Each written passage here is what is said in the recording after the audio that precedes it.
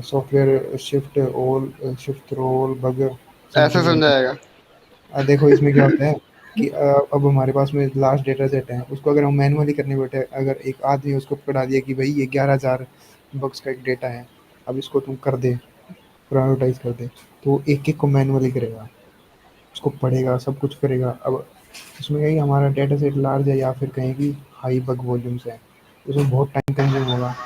Simple सी बात है। दूसरे पे चलते हैं, दूसरा बता दें।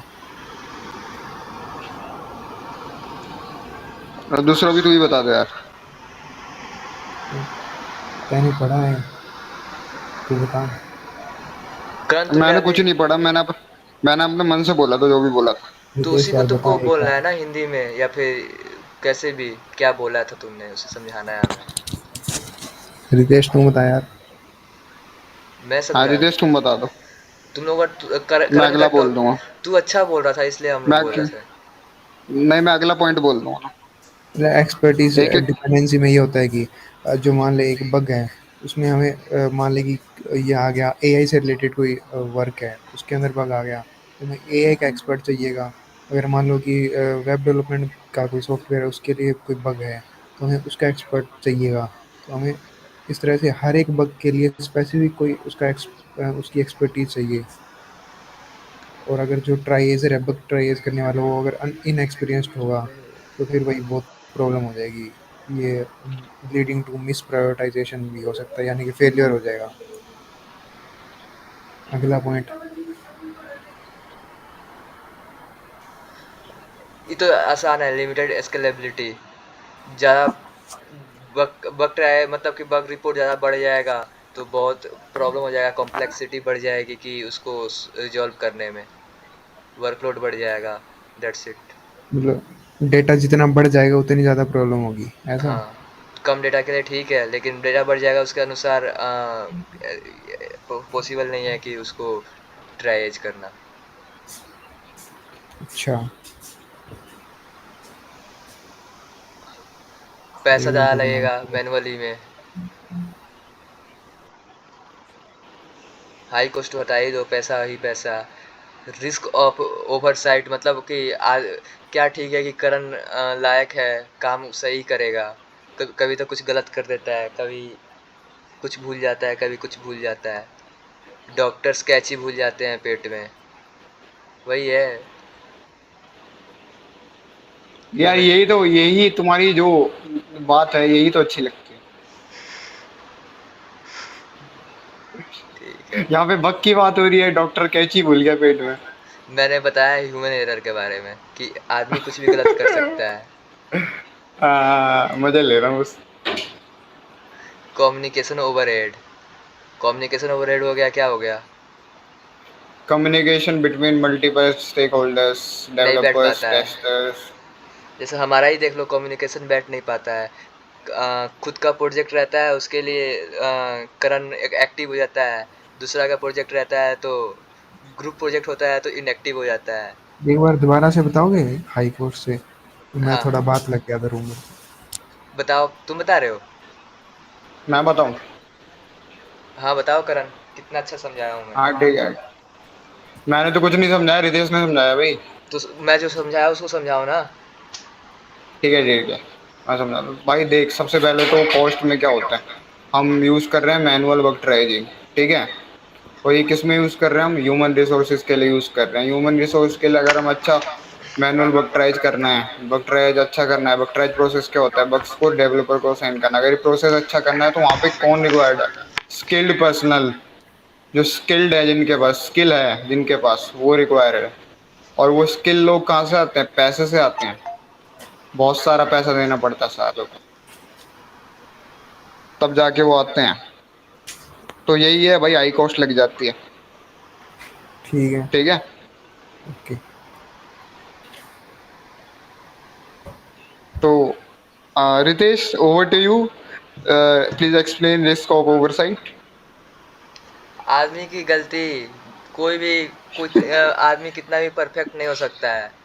You are not a perfect guy, but machine होता है, वो उसको कमांड दे दिया वो वही करेगा, वो गलती नहीं करेगा। लेकिन आदमी से गलती हो सकता है, कभी उसका मूड खराब हो, कभी अच्छा हो, वही हो गया। ठीक है। लास्ट। हाँ, इसकी ये नहीं समझ में आई मेरे को, ये दूसरी लाइन, ट्राइजर में एडवर्टली लुक ओवरलुक क्रिटिकल बग और मिस्टर ये तो पूरी लाइन देयर पढ़ रहा है यार।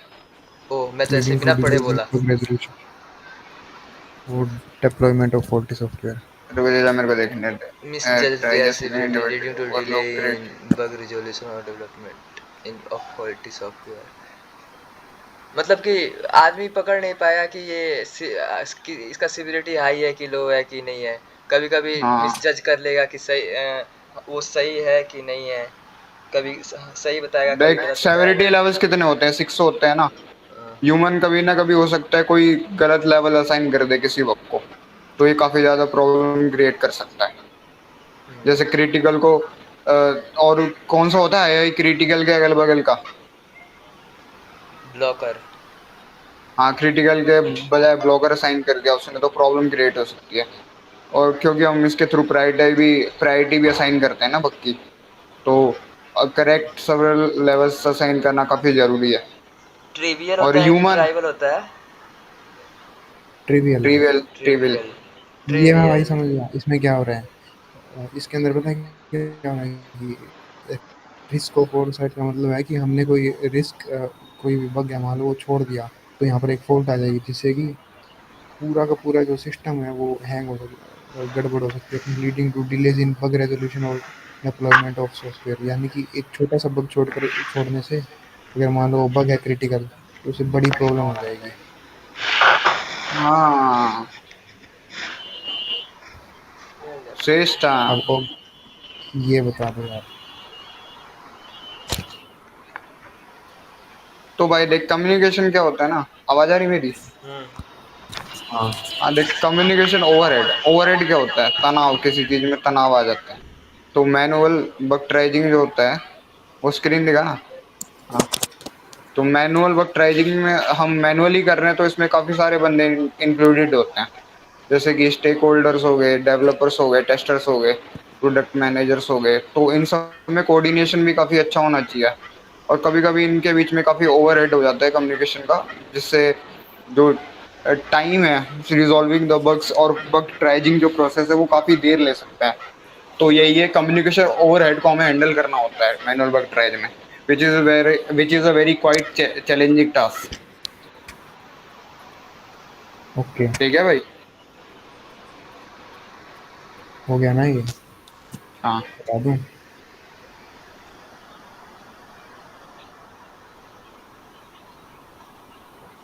Ritesh,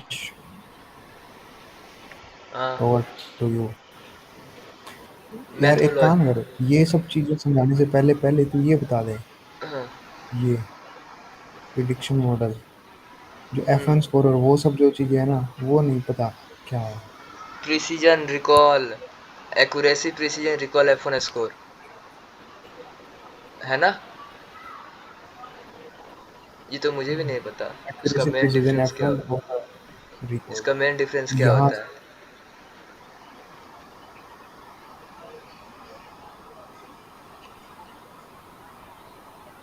accuracy show how correctly algorithm classify the target class.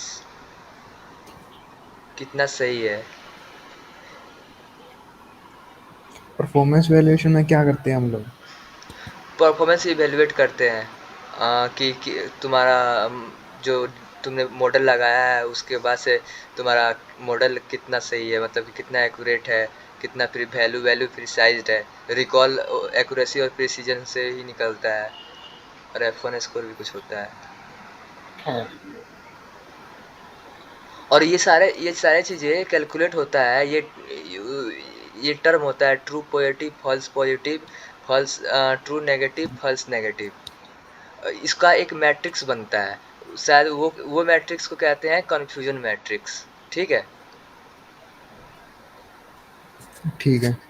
और उस कन्फ्यूजन मैट्रिक्स में जितने भी पार्ट होते हैं उसका टेबल बनता है।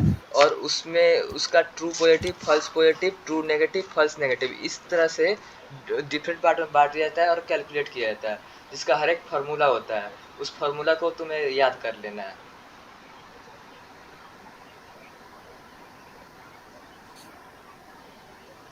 वैसे एक समराइज़ करना कि कैसे कर रहे हैं हम परफॉर्मेंस इवैल्यूएशन में?